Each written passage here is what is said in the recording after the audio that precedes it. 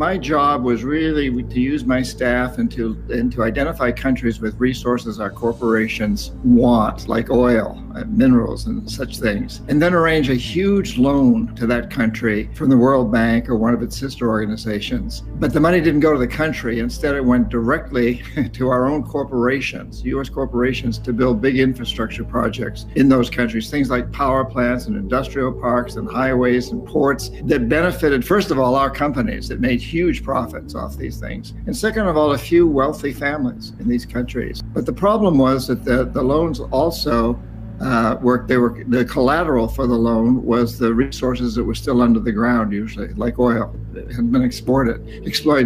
And so the idea was that they would take on these loans, and over time, they would allow our corporations to come in and take their resources. In the meantime, they had to pay off interest on the loans. And so most of the people in the country suffered terribly. Money was diverted from education, healthcare, and other social services to pay off the interest. So we'd go back in, usually under the guise of the International Monetary Fund policing organization, and say, okay, so you're not paying off your loan, so you sell your oil real cheap to our corporations without environmental or social regulations. Let the United States build a military base on your soil.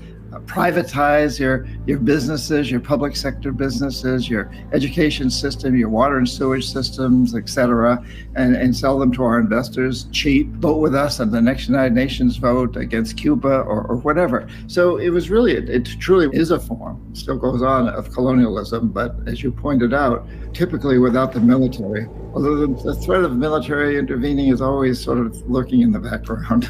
So what happens when a country you're going after can't pay its debts? You elaborated on it a little bit, but can you go into a little bit more detail? We're so happy. We're just so happy because the IMF goes in and restructures the loan.